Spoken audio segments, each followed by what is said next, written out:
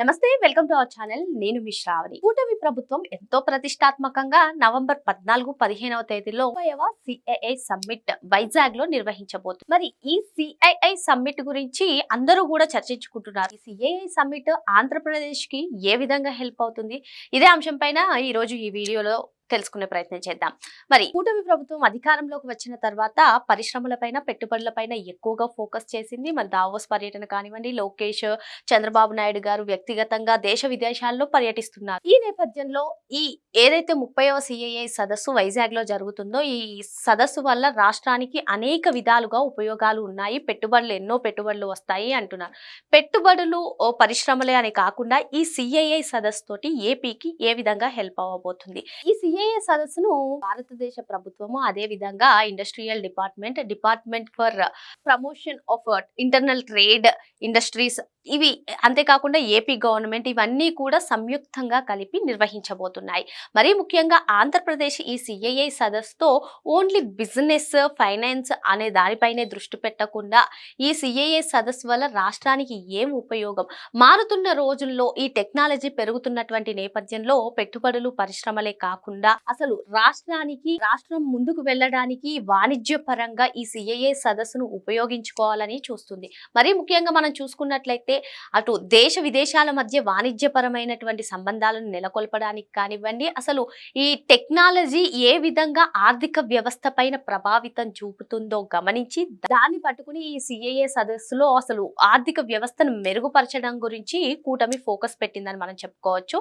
ఇంకా చూసుకున్నట్లయితే ఈ సిఐఐ సదస్సును వైజాగ్ లోనే నిర్వహించడానికి ఒక స్ట్రాటజికల్ ప్లాన్ కూడా ఉందని చెప్పుకోవచ్చు. మరి ఈ సిఐఐ సదస్సు వేదికగా ఇంటర్నేషనల్ కంపెనీస్ అన్ని కూడా రావడం, అక్కడి నుంచి బిజినెస్ టు బిజినెస్ కానివ్వండి, బిజినెస్ టు గవర్నమెంట్ కానివ్వండి జరగడం జరుగుతుంది. దీనివల్ల ఆంధ్రప్రదేశ్ పేరు, వైజాగ్ పేరు, ఇక్కడ మన రాష్ట్రంలో అనుకూలమైనటువంటి వాతావరణం, భూమి లభ్యత కానివ్వండి, కోస్టల్ ఏరియా కానివ్వండి, ఇటువంటి అంశాలన్నీ కూడా ఈ వేదిక ద్వారా అంతర్జాతీయ ప్లాట్ఫామ్స్ కి అర్థమయ్యే విధంగా వివరించడం జరుగుతుంది. దీనివల్ల ఆంధ్రప్రదేశ్ కి వైజాగ్ పేరు దేశ నలుమూలలా అంతర్జాతీయంగా వినిపించడమే కాకుండా ఒక మార్కెటింగ్ స్ట్రాటజీ అనేది ఏర్పరుస్తుంది. అందుకోసమే ఎస్పెషల్ గా వైజాగ్ ని ఈ సిఐఐ సదస్సు కోసం కూటమి ప్రభుత్వం ఎంచుకోవడం జరిగింది.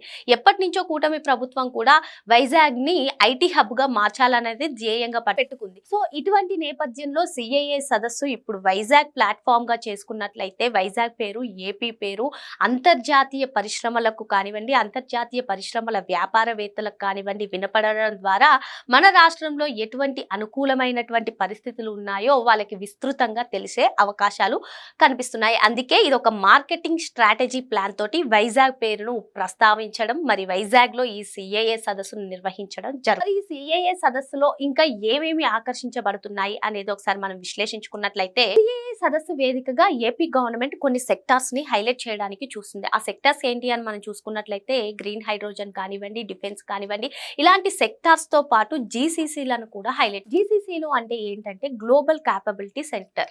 అంటే ఫర్ ఎగ్జాంపుల్ ఒక మల్టీనేషనల్ కంపెనీ ఉందనుకోండి, మల్టీనేషనల్ కంపెనీ తన కార్యకలాపాలన్నింటినీ కూడా అదే కంపెనీలో కాకుండా, అంటే ఫర్ ఎగ్జాంపుల్ తన కంపెనీకి సంబంధించినటువంటి design, research, development, data analytics ఇలాంటివన్నిటినీ కూడా వేరే ఇతర దేశాల్లో ఉండి కొన్ని కార్యకలాపాలు నిర్వహించడం జరుగుతుంది. వాటి ద్వారా ఏమవుతుందంటే స్థానికంగా ఉన్నటువంటి యువతకు హై పెయిడ్ జాబ్స్ అనేటివి క్రియేట్ అవుతుంది. దీన్ని మనం ఏమని పిలుస్తామంటే మల్టీప్లేయర్ ఎఫెక్ట్ అని పిలుస్తాం. మల్టీప్లేయర్ ఎఫెక్ట్ అంటే ఏంటంటే సవివరంగా వివరిస్తాను.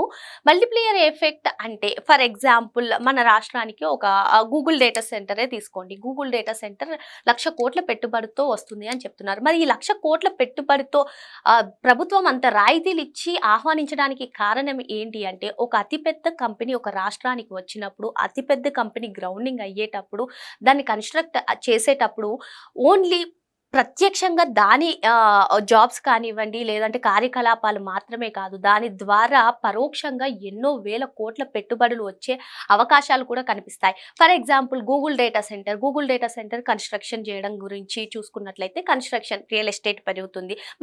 మరి గూగుల్ డేటా సెంటర్ వచ్చింది అంటే అక్కడ జాబ్స్ చేసే వాళ్ళందరికీ కూడా ట్రాన్స్పోర్ట్, ఈ విధంగా ప్రత్యక్షంగా కాకుండా పరోక్షంగా మల్టిపుల్ జాబ్స్ క్రియేట్ అవ్వడాన్ని మనం మల్టీప్లేయర్ ఎఫెక్ట్ అంటాం.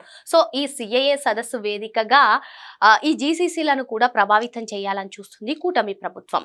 ఈ సదస్సు వేదికగా ఎంఎస్ఎంఈలు కూడా జీవీసీలో భాగం అయ్యే అవకాశం కనిపిస్తుంది. జీవీసీలు అంటే ఏంటంటే గ్లోబల్ వాల్యూ చాయిస్. అసలు ఈ గ్లోబల్ వాల్యూ చాయిస్ అంటే ఏంటనేది ఒకసారి మనం వివరించుకున్నట్లయితే, ఫర్ ఎగ్జాంపుల్ మన స్మార్ట్ ఫోన్సే తీసుకోండి. స్మార్ట్ ఫోన్స్కి సంబంధించి దాని తయారీ భాగంలో ఎన్నో స్టేజెస్ ఉంటాయి. అన్ని స్టేజ్ కూడా ఒక దేశంలో నిర్వహించడం జరగదు. అంటే దాన్ని విడి భాగాలు తయారీ ఒక దేశంలో కానివ్వండి, దాన్ని అసెంబుల్ చేయడం ఒక దేశంలో కానివ్వండి, ఇలా జరుగుతూ ఉంటాయి.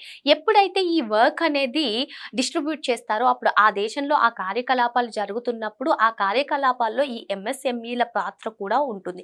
అదేవిధంగా ఆంధ్రప్రదేశ్కు ఉన్నటువంటి కోస్టల్ ఏరియా కానివ్వండి, పోర్ట్స్ కానివ్వండి, వీటన్నిటినీ కూడా అందులో భాగం చేసే అవకాశాలు ఎక్కువగా కనిపిస్తున్నాయి. ఇక మనం ఈ సిఏఏ సదస్సులో చూసుకున్నట్లయితే technology, innovation, future of industrialization తో పాటు ఇండస్ట్రీ 5.0 అనే పదం కూడా వినిపిస్తుంది. ఇండస్ట్రీ 5.0 గురించి మనం మాట్లాడుకున్నట్లయితే మనుషులు అదే విధంగా మిషన్స్ కలిసి సమర్థవంతంగా సస్టైనబుల్ గా ఏ విధంగా ఇండస్ట్రియల్ గా ముందుకు వెళ్ళవచ్చు, ఆర్థిక వ్యవస్థలను దెబ్బతీయకుండా ఏ విధంగా ముందుకు వెళ్ళవచ్చు అనేది ఇండస్ట్రియల్ 5.0లో కనిపిస్తుంది. మరి ఈ సిఏఏ సదస్సు వేదికగా ఇండస్ట్రీ 5.0ను కూడా హైలైట్ చేసే అవకాశాలు భారీగా కనిపిస్తున్నాయి. ఈ ఇండస్ట్రీ 5.0 వల్ల ఆంధ్రప్రదేశ్ లో యూనివర్సిటీలో చదువుతున్న స్టూడెంట్స్ కి కానివ్వండి, వాళ్ళ రీసెర్చ్ కి ఉపయోగపడుతుందని చెప్పుకోవచ్చు. మరి హై పెయిడ్ జాబ్స్ యువత పొందే అవకాశాలు ఉన్నట్టుగా కూడా మరి ఈ ఇండస్ట్రీ 5.0 తోటి ఆంధ్రప్రదేశ్ లో యూనివర్సిటీలో చదువుతున్నటువంటి విద్యార్థులకు రీసెర్చ్ లో భారీగా అవకాశాలు లభించడమే కాకుండా, అంతేకాకుండా ఈ స్టూడెంట్స్ కి, యువతకి